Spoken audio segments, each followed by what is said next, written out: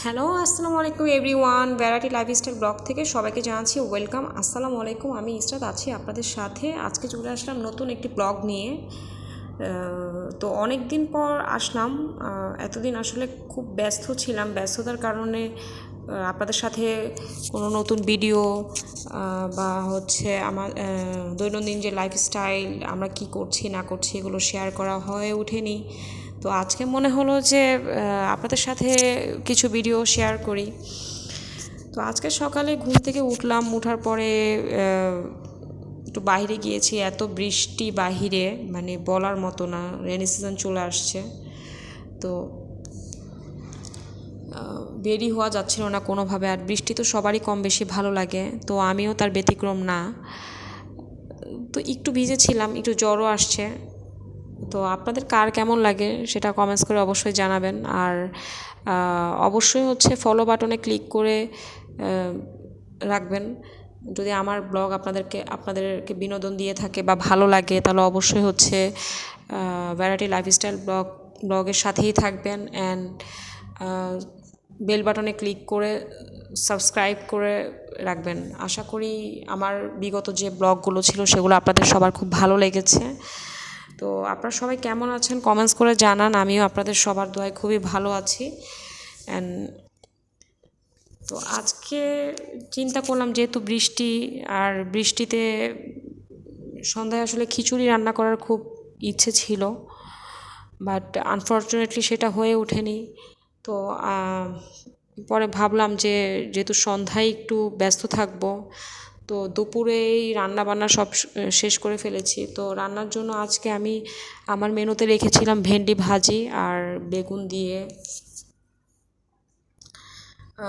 দিয়ে হচ্ছে মাছ রান্না করব। তো অলরেডি আমি হচ্ছে কিছু মাছ, এখানে কাতলা মাছ ভেজে উঠিয়ে রেখেছিলাম। আর এখানে যা যা ইনগ্রেডিয়েন্টস দরকার তার সব কিছু অলরেডি একটি ফ্রাই প্যানে আপনারা দেখতেই পেয়েছেন, যে তেল, লবণ, হলুদ, মরিচ, আদা বাটা, রসুন বাটা, পেঁয়াজ বাটা, যা যা লাগে সব কিছু দিয়ে নিয়েছি।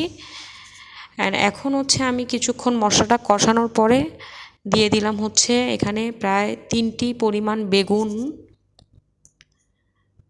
বেগুন দিয়ে আমি আরও কিছুক্ষণ নাড়াচাড়া করব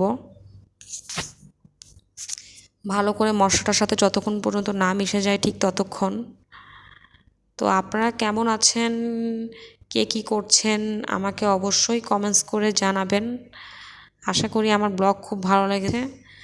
বাম পাশে হচ্ছে দেখতেই পাচ্ছেন অন্য একটি চুলাতে হচ্ছে আমি ভেন্ডি ভাজি করছি। বেশ অনেকক্ষণ ধরে চুলায় ভেন্ডিটা দিয়ে রেখেছি, কারণ ভেন্ডিটা যতক্ষণ আপনি চুলায় রাখবেন একটু সফট টেক্সচার যদি না আসে, খেতেও খুব একটা ভালো লাগবে না। তো সেই জন্য হচ্ছে বেশ অনেকক্ষণ ধরে চুলায় রাখা। এখানে আমি 1 কেজি পরিমাণ ভেন্ডি ভাজি করে নিয়েছি। ভেন্ডিটা আমাদের সবাই খুব পছন্দ করে, বিশেষ করে আমি নিজে খুবই বেশি পছন্দ করি। আপনাদের কার কেমন লাগে জানি না, আমাকে জানাতে পারেন। তো আপনারা কেমন আছেন? আপনাদের সবাইকে খুব বেশি মিস করেছিলাম এতদিন ধরে। সময় স্বল্পতা আর ব্যস্ততার কারণে আসলে হয়ে ওঠেনি, কারণ আমি জবও করি, ফ্যামিলিও আছে। তো সব মিলিয়ে আসলে ব্যস্ততার কারণে হয়তো আপনাদের সাথে কমিউনিকেশন গ্যাপটা চলে এসেছে। আমি জানি আপনারা আমার ব্লগগুলোকে খুবই এনজয় করেন, আপনাদের খুবই ভালো লাগে। তো অবশ্যই কমেন্টস করে জানাবেন কেমন লাগছে। তো সামনে তো কোরবানি চলে এসেছে, কার কি প্ল্যান, কে কে গরু কিনেছেন? গরুর তো অনেক দাম আসলে খুবই বেড়ে গিয়েছে। তো ঈদ তো 7 তারিখ, কে কে শপিং করেছেন, কি করলেন, নাকি শুধু গরু নিয়েই ব্যস্ত হয়ে পড়লেন, সেটাও কমেন্টস করে জানান। তো দেখতেই পাচ্ছেন যে আমি হচ্ছে মশলাটাকে ভালো করে মিশিয়ে নিয়েছিলাম বেগুনের সাথে। কিছুক্ষণ কষানোর পরে আমি এখানে প্রায় 3 কাপ পরিমাণ পানি দিয়ে দিয়েছি।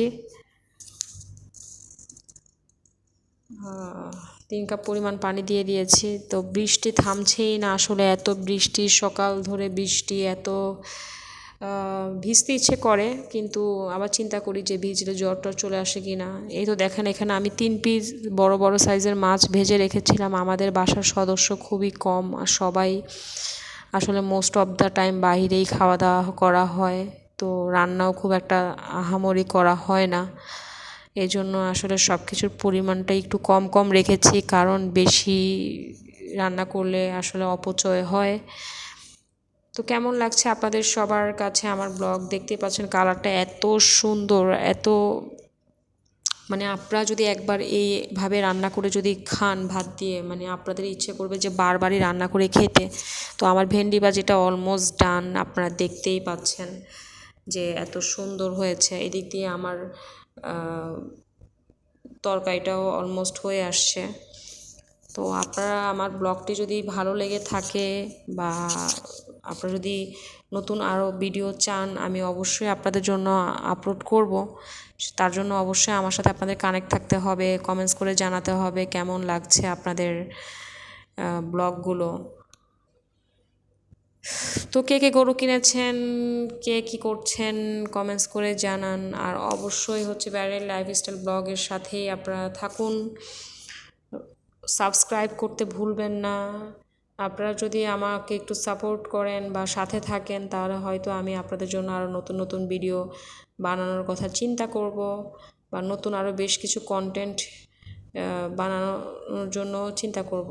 তো দেখুন ভিডিওটি কেমন লাগছে। আমার রান্নাও অলমোস্ট ডান, এদিক দিয়ে আমার এই তরকারিটাও হয়ে আসছে। তো একটু পরে লাঞ্চ করব। আপনারাও এইভাবে রান্না করে আপনারা যদি থাকতেন আপনাদেরকেও আসলে খাওয়াতাম, বাট সেটা তো আসলে হয়ে উঠছে না। তো আপনারা হচ্ছে এই ভিডিও ফলো করে আপনারাও রান্না করবেন, খুবই ভালো হবে। একবার রান্না করে খেয়ে দেখবেন কেমন লাগে, অ্যান্ড আমাকে জানাতে ভুলবেন না যে কেমন লেগেছে। Thank you watching for this video. Thank